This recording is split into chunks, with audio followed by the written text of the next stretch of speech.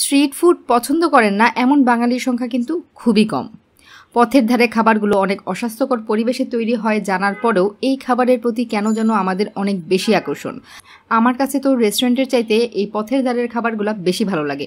ভালো লাগার প্রথম এবং প্রধান কারণ হচ্ছে পথের ধারের খাবারগুলোর দাম অনেকটাই কম হয়ে থাকে।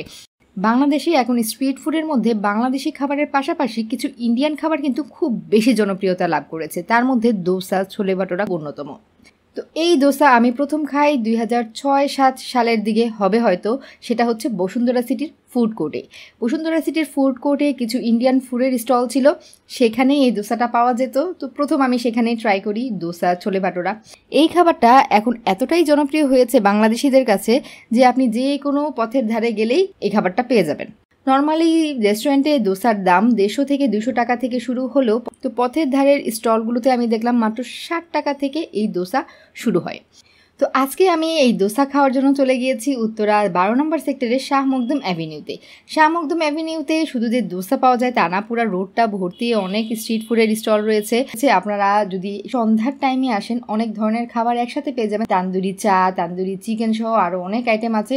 এর আগেও এই রোডের অন্যান্য ফুডের ব্লগ আমি করেছি। আজকে উদ্দেশ্য শুধুমাত্র দোসা খাবো। এখানে দোসা শুরু হয় 60 টাকা থেকে। 60 টাকা দামের দোসা একদমই সাধারণ দোসা। আপনারা যদি আরও বেশি দামের দোসা খেতে চান, চিজ দোসা, ওগুলোর মধ্যে চিজ দেওয়া হবে, আরও অনেক কিছু দেওয়া হবে, আরও বেশি অনেক দামের দোসা আছে। তো পথের ধারের খাবার বলতে আমরা একটু রিজনেবল প্রাইসটাই সবাই খুঁজি। তো আজকে আমি ভাবলাম সবচেয়ে কম দামি দোসার সাথে কি কি দেওয়া হয় আর এটা খেতে কেমন তা আপনাদের সাথে শেয়ার করি। তো আমি অর্ডার করে দিয়েছি সবচেয়ে নর্মাল দোসা। এই তো আমার দোসা অলরেডি বানানো শেষ। ইন্ডিয়ান খাবারের প্লেটগুলো দেখতে আমার কাছে বেশ ভালো লাগে।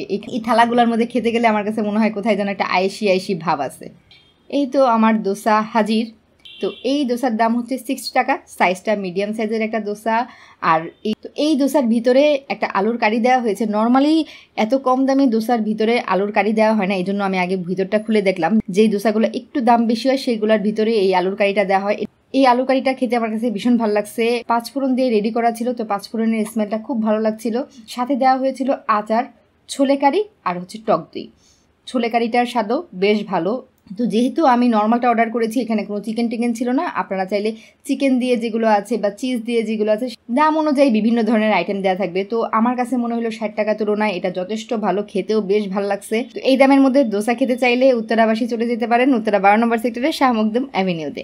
তো আজকে এই পর্যন্তই, দেখা হবে নেক্সট কোনো ব্লগে। ততক্ষণ পর্যন্ত ভালো থাকবেন যতটা সম্ভব। আল্লাহ হাফিজ।